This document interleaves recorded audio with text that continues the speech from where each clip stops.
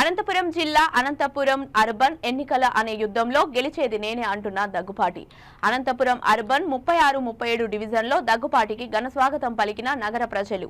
ఈ సందర్భంగా ఆయన మీడియాతో మాట్లాడుతూ ఎమ్మెల్యే అనంత వెంకట్రామిరెడ్డి రాజకీయ అనుభవం ఉంది కానీ ఎవరిని ఎలా మాట్లాడాలో తెలియడం లేదంటూ అవసరమైన అనుచిత వ్యాఖ్యలు చేయడం పద్ధతి కాదంటూ వారి ప్రవర్తన మార్చుకోవాలని, లేకపోతే ప్రజలే బుద్ధి చెప్తారంటూ దగ్గుపాటి మీడియా ముఖంగా తెలియజేశారు.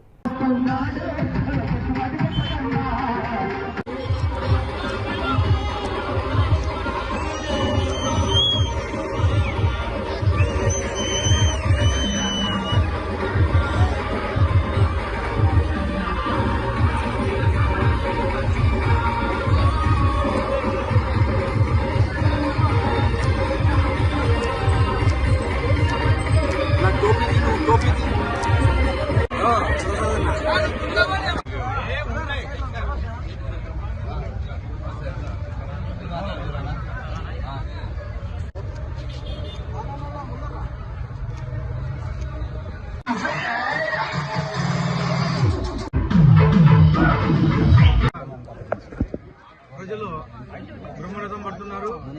నిన్న మేనిఫెస్టో చూసిన తర్వాత ప్రతి ఒక్కరూ బయటికి వచ్చి బ్రహ్మాండంగా బ్రహ్మరథం పడుతున్నారు.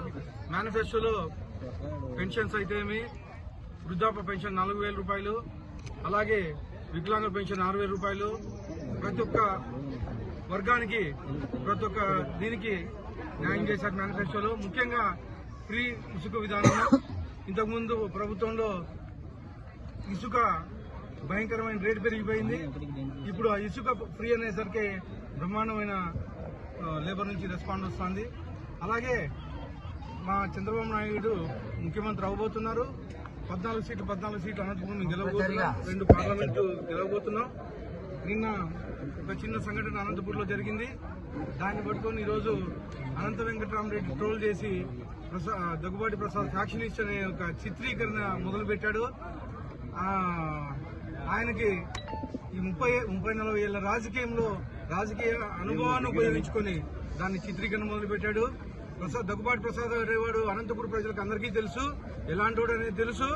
మీరు ఈ చిన్న చీప్ ట్రిక్స్, పాలిటిక్స్ ప్లే చేస్తే మాత్రం ప్రజలు చీకొట్టే పరిస్థితి మీకు దగ్గరకు వచ్చింది. ప్రజలు మిమ్మల్ని ఇంటికి పంపిస్తున్నారని తెలిసి ఇలా మాట్లాడుతున్నారు. ఎవరినో ఒకరినో ఇద్దరు చెంచాగాలు నేర్చుకొని నువ్వు మాట్లాడుతున్నావు. అనంత వెంకటరామరెడ్డి, నువ్వు ఇంటికి పోయే దగ్గరికి వచ్చింది. ఇంటికి పోయే రోజు గుర్తుపెట్టుకో, నీ అనుభవం అంత లేదు, నా వయసు, కానీ నిన్ను ఓడించబోతున్నాను నేను. ఇది గుర్తుపెట్టుకున్నా అనంత వెంకటరామరెడ్డి.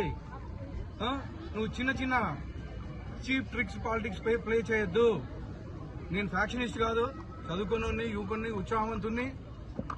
నన్ను ఎదుర్కోలేక నువ్వు ఇలాంటి చీప్ ట్రిక్స్ ప్లే చేస్తున్నావు అని చెప్పేసి తెలియజేస్తా ఉన్నాను.